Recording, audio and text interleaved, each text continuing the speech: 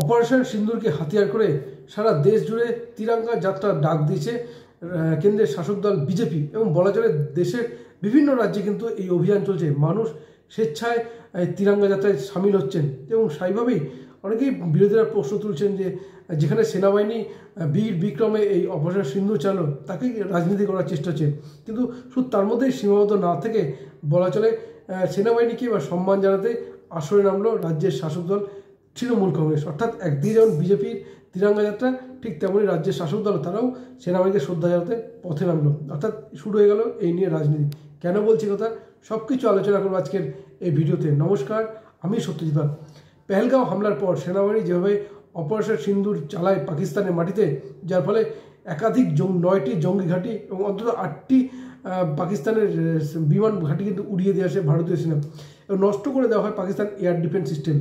সেইভাবে সেনাবাহিনী এই যে বীর বিক্রমতা চালিয়ে আসে, যেখানে চীনের এয়ার ডিফেন্স সিস্টেম ধ্বংস করে দিয়েছে, সেইভাবে জানি কিন্তু উৎসব গোটা দেশ কিন্তু আনন্দ পুষছে। যদিও সেই সময় বলা চলে আমেরিকার একটি চাল বা আমেরিকার রাষ্ট্রপতি ডোনাল্ড ট্রাম্প মাঝখানে ঢুকে কিছুটা ক্রেডিট নেওয়ার চেষ্টা করলো, বিশেষ করে ভারত এবং ভারতের ডিজিএমএ যেভাবে ফোন করে অনুরোধ করেন, যার ফলে কিন্তু যুদ্ধবিরতি আপাতত চলছে। কিন্তু প্রধানমন্ত্রী স্পষ্ট বলেছেন যে অপারেশন সিন্দুর বন্ধ হয়ে যায়নি। সেই অপারেশন সিন্দুরকে হাতিয়ার করেই কিন্তু মাঠে নামলো বিজেপি এবং সেনাবাহিনীকে শ্রদ্ধা জানাতে সারা দেশ জুড়ে কিন্তু তিরঙ্গা যাত্রার ডাক দিয়েছে তারা। এবং বিভিন্ন আমরা দেখলাম অসমের মুখ্যমন্ত্রী হিমন্ত বিশ্ব শর্মা, উত্তরপ্রদেশের মুখ্যমন্ত্রী যোগী আদিত্যনাথ, প্রত্যেকেই ত্রিপুরার মুখ্যমন্ত্রী মানিক সাহা, প্রত্যেকে নিজের নিজের রাজ্যে কিন্তু এই তিরঙ্গা যাত্রা অভিযানে কিন্তু যোগ দিয়েছেন। পুষ্কর সিং ধামি সহ বিভিন্ন রাজ্যের মুখ্যমন্ত্রী যারা রয়েছেন তারা কিন্তু এই যোগ দিয়েছেন।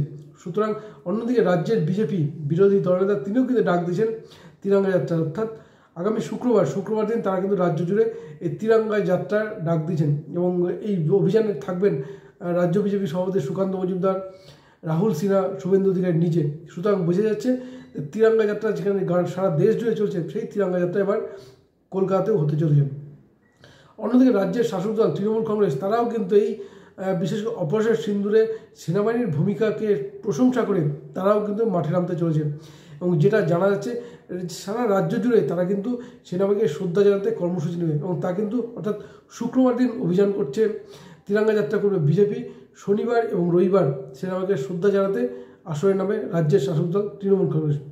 প্রথমেই বলে রাখি, রাজনীতি মমতা বন্দ্যোপাধ্যায়ের কৌশলী অনেকেই হয়তো নেই, আর মমতা ব্যানার্জি এই কৌশলটা খুব ভালো জানেন, রাজনীতিটা খুব ভালো বোঝেন। আর সেই কারণেই বিরোধী দলনেতা যখন শুক্রবার দিন ডাক দিলেন, ঠিক তখনই শনিবার আর রবিবার তৃণমূল কংগ্রেস মাঠে নামতে চলেছে। এবং শুধুমাত্র কলকাতা নয়, প্রত্যেকটি ব্লকে ব্লকে তারা নাকি সেনাবাহিনীকে শ্রদ্ধা জানানোর জন্য এই কর্মসূচি পালন করতেছে। অর্থাৎ যে তিরঙ্গা যাত্রাকে হাতিয়ার করে বিজেপি ঝাঁপাতে চাইছিল, সেই তিরঙ্গা যাত্রায় কিছুটা হলেও রাজ্যের শাসক দল কিন্তু আসরে নেমে পড়ল।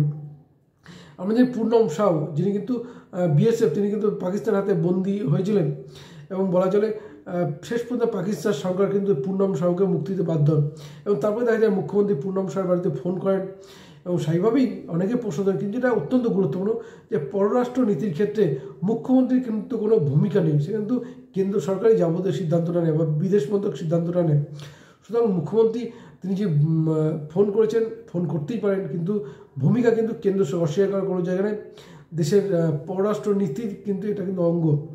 এবং পূর্ণম সাউ তিনি কিন্তু পাকিস্তান ছেড়ে দেশে ফেরত আসেন। কিন্তু যেটা গুরুত্বপূর্ণ তা হচ্ছে অপারেশন সিন্দুর নিয়ে বিজেপি যেভাবে সারা দেশ জুড়ে ঝাঁপিয়েছে, সামনে বিহার বিধানসভা নির্বাচন রয়েছে, 2026-এ রাজ্য বিধানসভা নির্বাচন রয়েছে। সুতরাং এই অপারেশন সিন্দুরকে হাতিয়ার করে দেশাত্মবোধক জাগিয়ে তুলে ঝাঁপাতে চায় বিজেপি।